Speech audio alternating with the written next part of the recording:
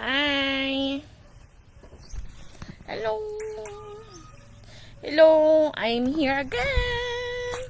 Pinutol yung video ko kanina, so hayaan nyo na. Alam nyo naman mga political.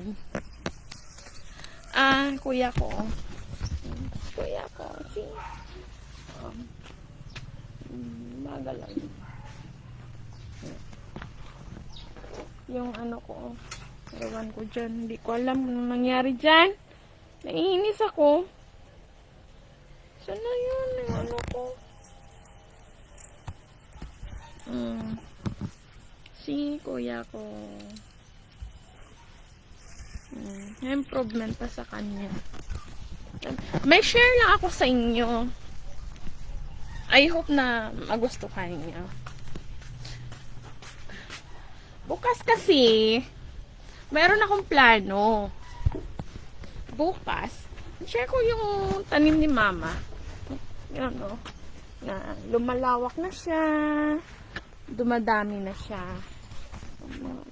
Yung mga kalabasa niya, dumadami. Marami na o. Alugbati. Alam niyo ito? Anong alugbati? Ito to, maganda. Ay, ano ba? Ano yan? Kamuti tops, alugbati. Ito, mga, tawag yan? Mga kulitis. Yan. Yan ko lang. Akala ko yung mga ganito, hindi na yan kulitis. Ito. Ayun pala, kulitis pa rin siya. Kasi naman, di ba, dito lang kami dalawa, binabantayan ko yun si kuya. Yan. Ang gusto kasi ni mama niya, magbabantay sa kanya, paparemind siya kung magligo, kung anong pwede dito, nabantayan siya para walang, alam niyo na, walang mananakit sa kanya. Eh, lalabas-labas, ma-stress. Alam niyo na. Dapat sa mga ganun, hindi na i-stress para magiging okay ang lahat sa kanya. Yun lang, I hope na i-guide ako ng Panginoon. Talagang i-bless niya kami.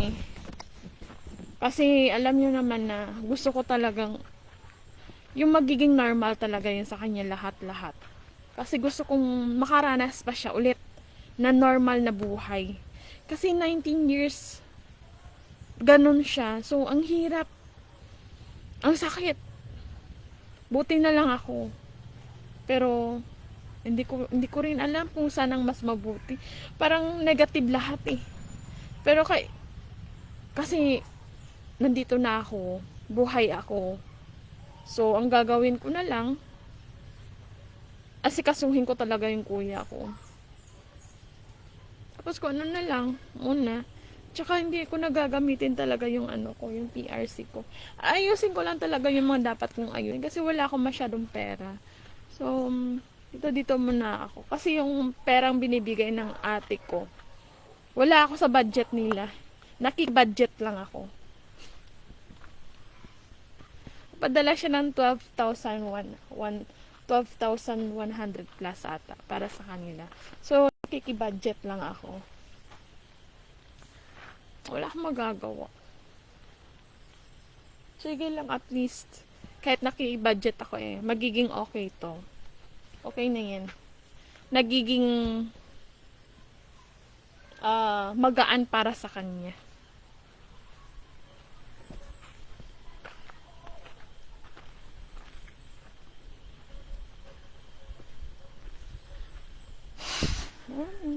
Di pa nakabili si ate, si mama ng bigas. Ngayon sana, kaso nilagnat. Wala pang, kasi bomba lang, ang hirap. Magdidilig. Sana gusto ko pa doon diligin. Gusto ko sana merong ano. Alam niyo naman. Say hi, kuya. Hi. Say hi. Ano? Apel. Fist bump. Cha! Fist bump. Tama na si kuya.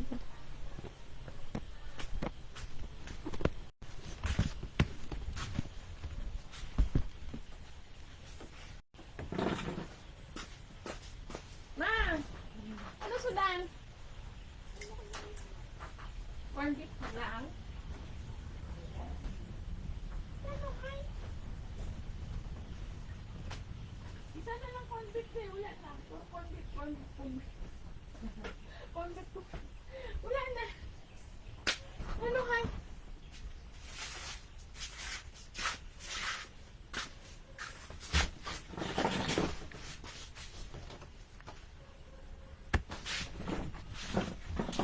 Ganun lang ang buhay.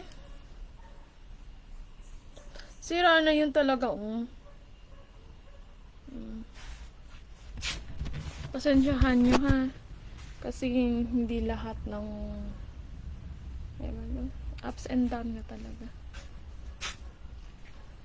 Kasi alam nyo na sa paligid, hindi nila gusto yung magiging up ka. Dahil yung family mo is ganito. Tapos, nakapagtapos ka, 4 taon, tapos ganyan ka. Hindi pwedeng ganun. Hindi pwedeng ganun. Sila ang mag-decide. Yun yung mga taong selfish. Sarili lang nila yung iniisip nila. Sarili lang nila yung stomach, bunganga, buhay yung iniisip nila.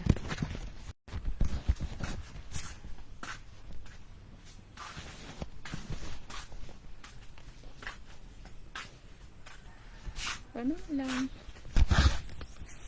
Wala na akong masyadong Hindi, tingnan mo. Yan yung pinapaano ni mama. Medyo, ewan ko. Sabi ko sa kanya, tulungan niya ako kako bukas. Mag-ano ng mani, ng tawag yan? Magkali. Iba na naman. Kali-kali. Amala nga siya. Pag maubos na naman, wala na. Back to na naman si mother. Ay, amogin na. Ang mahimo niya.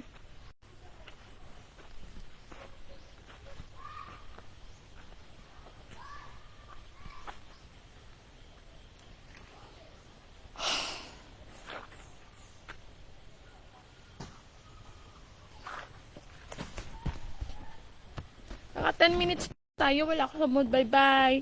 Magluluto pa kasi ako nag-iisip ako ng ulam. Sige na, bye-bye. Salamat po. Share ko lang po yung gusto ko para bukas ang gagawin. Papakita ko po sa inyo bukas. Bye-bye. Hindi ko magla-live ako mamaya. Bye-bye. Naka 10. Hintayin tayo mag 11 minutes. Kasi konti na lang naman eh. Bye-bye.